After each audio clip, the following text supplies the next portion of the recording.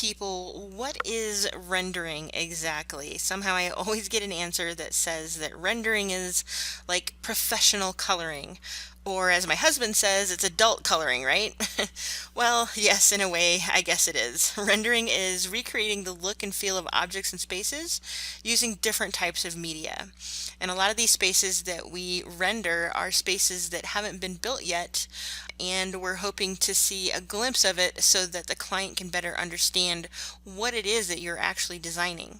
Now, some rendering is photorealistic, other rendering is more representational in nature, and others are really rudimentary because you're just trying to get a general concept out on paper, so nothing fancy or detailed, but still something viable and readable, understandable in terms of drawing. Now, I'm here to tell you, if you guys can draw in front of a client, they're going to think you're freaking Harry Potter, okay? The more you practice, the better you're going to get, and your client is going to be eating out of your hands because they're so amazed that you can draw right in front of them. Now, to really understand rendering, I believe that we need to break it down into some fundamentals, and we're going to start with shading techniques. Why? Because light and shadow are at the heart of rendering. If you can understand how light hits objects and therefore cast shadows, you can create renderings that are very simple and easy to do, and yet still portray a sense of realism that your client can't resist looking at or buying into. So in interior design, we use at minimum 4 different shading techniques when showing tonal differences in our sketching. So tones are what help us really determine if something looks light or dark. And the lighter the stroke, the more spaced out you are when you're doing shading techniques, the lighter the object is going to look. So when an object has direct light on it, as you can see in figure 1, we have a ball with some shadows on it. We typically don't add strokes or pencil or ink to that area. Anywhere that light touches it, like it's directly shining on the object. Shadows are actually more gradient in nature. So shadows appear lighter when it's closer to the direct light, and they get darker the further away you go from the light. So as you can see, that's what's happening in figure 1. Now notice how dark the shadow is on the ground, right where the ground touches the ball. The shadow should fade a little bit as it moves away from the object until the shadow ends. So the darkness of the shadow is going to depend on the brightness of the light and the casting of the shadow. So always try to make your shadows be like a gradation, or going from dark to light into the white area. So one of the shading techniques that we use is called hatching. So it's one of the easiest shading techniques that you can do. If you're quick and in a hurry, you can pretty much shade anything with this particular drawing technique. So they're usually a series of parallel lines, usually drawn diagonally, but you can draw them in any direction to help you guide your eye to any changes that might be happening on the plane or that an object has. And you can kind of see this, what hatching looks like here in figure 2. Cross-hatching is very similar. It is basically hatching times 2. So it's where you draw one set of parallel lines and then you draw a second hatch a little bit more perpendicular to each other. It kind of creates a gridded look, and you can see that right here in figure 3. So this technique is a great way to use to show super deep shadows, or if you need to emulate some kind of a basket weave type texture or anything like that, you definitely can. You just got to use it carefully because it is so textured. It might give the wrong idea as to what the surface material really feels like. So just to get an idea and just to have you practice, I'm going to, in the magic of video editing, flip the page and I'm going to show you how to go about doing hatching and cross hatching. So all hatching is a series of diagonal lines, and so that's basically what I'm doing here. But I just want to show you that if you go too fast, you get these little check marks, and that is not what we want. So make sure you have control over your lines, nice even strokes parallel to each other. And as you get darker, they just get closer together. So the closer and closer they get, the darker it seems like the hatch is going to be, until you can get so close that maybe you're even touching and overlapping, which is totally fine. It can be random, as you can see here. It doesn't have to be like completely even all the time. Now what I have outlined here is an area that I want the light to show on, that I need to draw my hatching all the way around in order to make this look like a 3D object. So I'm going to go ahead and show you what that's kind of going like. Now I'm just doing diagonal here, and you're going to find soon that I don't really like the way that that's coming out because it doesn't make it feel very round. And I'm just practicing trying to layer up all of my line work. So I'm going to backtrack a little bit, because what I really want to do is create the effect that this is a sphere, that it's round in shape. So I'm actually going to use somewhat curved hatch lines. As long as they're parallel, for the most part, it can give a better effect of this object actually being round and having a 3D form to it. So I always try to work around the light area, try to darken up all those shadows that I know is at the bottom, and just try to get it to gradate a little bit from the white center, which indicates that light is directly on it. And I'm just filling in the darkness. The darker the shadows are, the more direct and bright the lights tend to be. So here I'm doing the same thing, trying to get a cone shape out of this. Trying to use some hatches. I'm not curving it this time, just to kind of show you what it's going to look like. But I'm working around the light spot, where the light is actually reflecting on this object. And I'm just using short, simple little hatch marks. They are for the most part parallel. The more random you get them, the more sketchy or fuzzy or hairy it looks, so just kind of be aware of that. I'm just demonstrating what this all looks like. The layering to get darker color for a more direct shadow. And then here's the box, and so I'm just using the hatches, and then I use dots to kind of help me guide myself through. But you can tell that I'm using different strokes on different surfaces to help understand. If it's a horizontal surface, I use more horizontal lines. If it's a vertical, I use more diagonal or downward strokes. And there I'm just trying to build shadows just to try to see what I can do to get this to look a little bit more gradated. Now the cross-hatching aspect is the exact same thing as hatching, except you're doing two sets of parallel lines that go in the opposite direction. So as you can see, that's what I'm doing here. The closer they are together, the darker the cross-hatching appears. I like to use cross-hatching when I'm really trying to emphasize that this object has a super dark shadow. Sometimes I half cross-hatch, like you can see there. And then of course when you're doing it when it's super close together, this is how you get those super deep hatch patterns. The important thing to know about this is it can create kind of a basket weave look, so you have to be a little careful how you use your cross hatching. But here you can see just how effective it is at getting dark.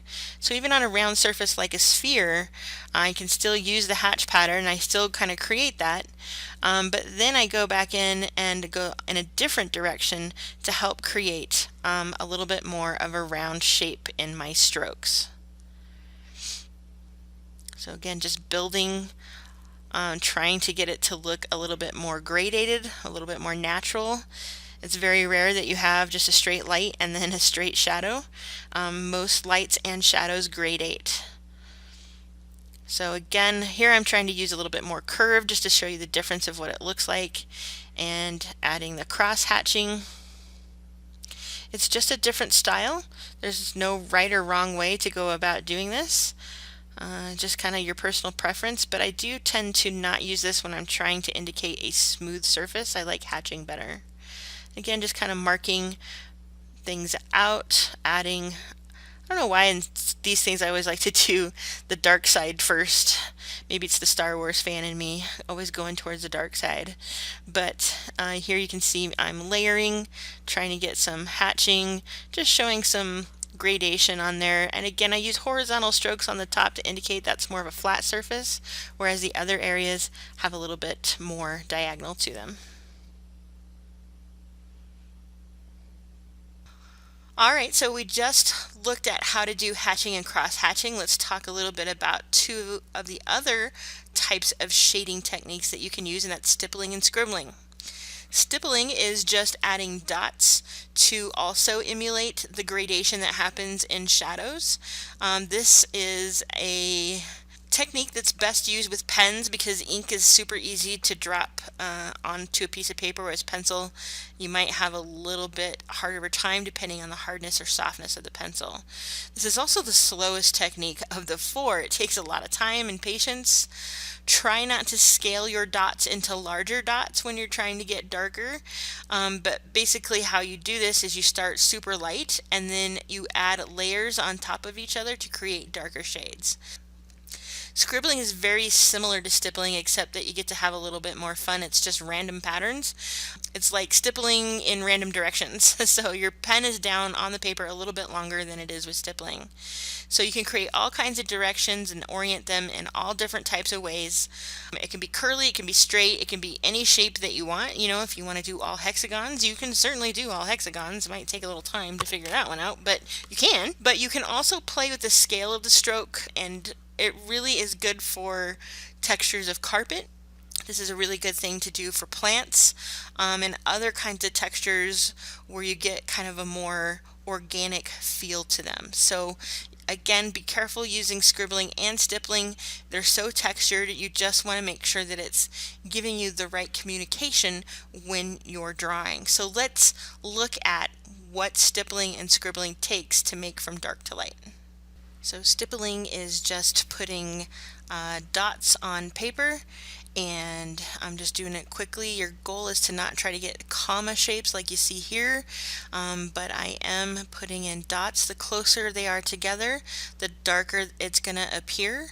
So again, it takes a lot of time. If you find that you're making a lot of commas, slow down, pace yourself, because technique is really super important. When you're starting to do the super dark stuff, this is where it gets really time consuming, guys. So just pace yourself. Now you can see that my dots are starting to get a little bit bigger. We try to stay as consistent as possible when we're stippling, but you can do a lot of different techniques to get a lot of different types of effects. And again, this is great for carpet. This is great for showing anything that might have a little bit of texture onto it. Super time consuming though, and as you start wanting to get darker shades, that's when you have to go in and start layering, like you can see that I'm doing here. So just going right back on top of what you already did, it just fills up more blank space on the paper so that it creates a darker look to it. Just one dot at a time. La la la la la la la la la la la la. Isn't this so fun and exciting? Like seriously, you could sit and watch a movie and stipple all day if you wanted to. But this is generally how you go about doing stippling, again doing a gradation look from light to dark. So when I'm trying to do this on a sphere like here, I always start at my light spot and then I gradually work around that light spot, and I'm doing this because it helps me stay consistent with my dot placement so that then I can add layers on top of it to really give that true gradation effect. So here I'm trying to really get a darker shadow opposite of where that light spot is. And like I said, all shadows are gradation, and so is light, honestly, so they just kind of flow from one to the other. So it's just showing a gradual, and the more contrasting you have, so like if you have a super white spot, then you should have a super dark shadow. That just indicates that the light is actually bright and really super focused. When it's more dull and less contrasting, then you have more ambient light, or light that spreads out. It's not quite as dramatic. So here I am on the cone again. I'm just trying to place the first bits of stippling so that I can understand how to add in the gradation as necessary to really make it feel like it's a 3D object. La la la la la la la la. Super fast, guys. Actually, I pre-recorded this and then am just commentating over it. But on the square, I just kind of gave myself some basic guidelines by using dots, and now I'm going in, putting super big, thick in there. I'm trying to keep horizontal when I can on that top surface, and then I try to do a little bit more vertical strokes when I'm working on either of the two sides. I don't know why I always start with the dark side. I think maybe that's just a Star Wars fan in me, but I always feel like that's just the best indicator. Scribbling is really great way to get in some textures. It's like a crazy dot going all over the place, and the darker you get, the more scribbling you do, or the darker the stroke and the closer together they are. So you can see how you can get really dark and you can still layer too. Same technique for doing 3D objects. It's just getting the scribble down around that light spot and then just filling it in as I go to try and really create the super dark areas. Same with the cone. I'm working around my light spot first to just really indicate where that's going to be. I'm using shorter strokes on this one just so that you can see that it doesn't have to necessarily be curly or organic. It can be just strokes. And wow, here's my cube.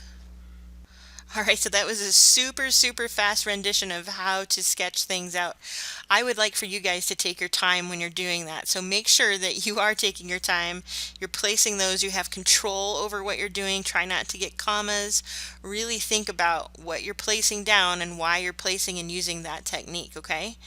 So let's talk a little bit more about light and shadows. If you can know where the light is actually shining and how bright it is, you can determine where the shadows are and how the shadows fall on or from the object. So in figure 6 you can see that, like I was saying in the demonstration, a bright direct light is going to create a heavy contrast between the lighted area of objects and shadows, and a duller light, or a light that's not as direct on an object, is going to create lighter contrast between the lighted area of objects and the shadow. The other thing that you need to think about is what direction is the light coming from. So all objects can and will cast a shadow. Glass does cast shadow, but it's a little different. It's a little trickier to deal with. But the direction and length of cast shadows can really help tell the viewer where the light is located according to the object. So the shadow can also tell the story of what is happening to the ground or the surrounding areas. You know, what's the texture of the ground? What shape is the ground? Is it a flat surface, or is it curved, or is it steps, or what is it?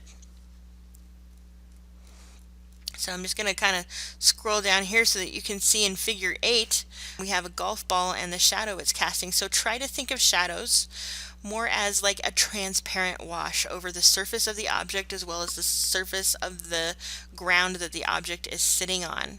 You should still catch some glimpses of the texture of the object, but again, it's just washing over everything. Colors may appear a little bit different as well. They're not going to be just shades of gray when you add shadows, but they're just a simple opaque wash over it. And when we get into Photoshop, I'm going to show you guys how to add realistic looking shadows that aren't necessarily gray. I also want you guys to look at the direction of the stroke that you're using to cast your shadows. So horizontal strokes are excellent to use on flat horizontal surfaces.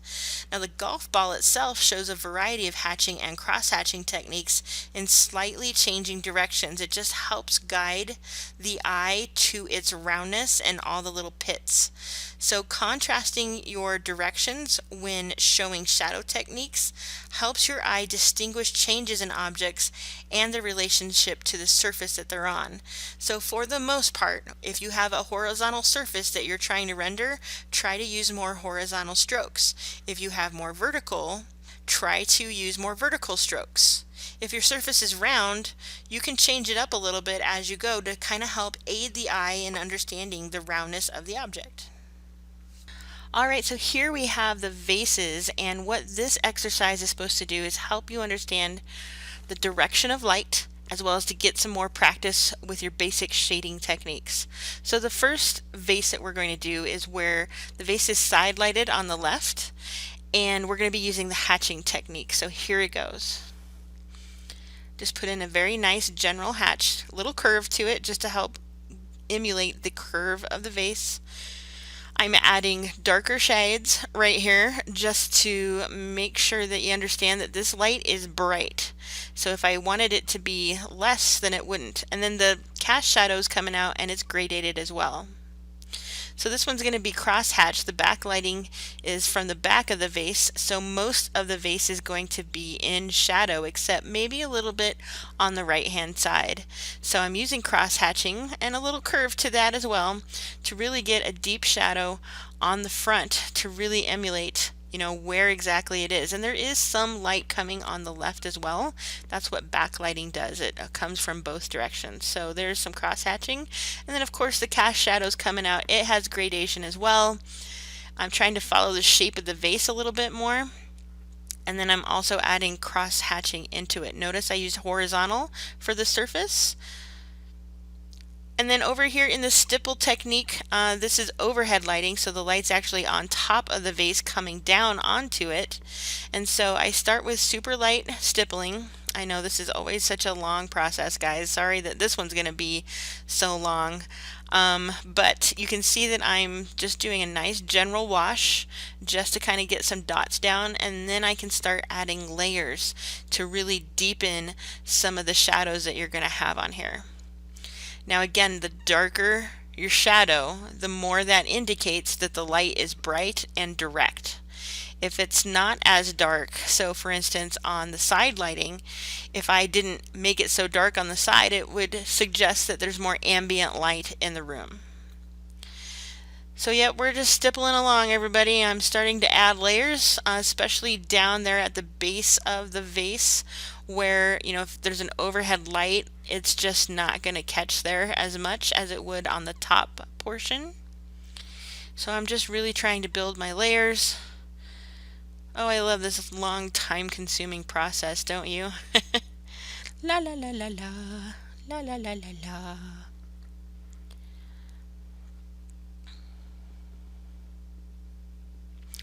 And you know, for the hatching technique, I could have made the cast shadow look a little bit more like the vase, but honestly, it's probably just going to be a nice straight shadow. And again, all cast shadows gradate out, always darkest nearest the object that it's doing. So right now that's what I'm doing on this vase. The stippling is actually really close to the vase because it's overhead, so it's not really casting much of a shadow, just a little bit on the surface. So I'm probably getting a little overzealous with my shadow right now. It's going to be super dark. But it just goes to show you that the shadow's darkest right next to the vase. And then I'm also going to add some shadowing up there at the lip of the vase, because if you think about it, a light coming down, there's probably going to be a little bit of shadow, and that just indicates that the lip kind of sticks out from the rest of the vase. So always think about, how is the light hitting this? Where are all the surfaces? And how does it highlight? How does it shadow? Just filling it in, trying to make it look good. And then last but not least is going to be scribbling. Same kind of technique, a lot quicker. This is front lighting with the scribble technique. So it's really just kind of like highlighting where the shadows are, and then putting in a cast shadow, as you can see, and that is all there is to scribbling.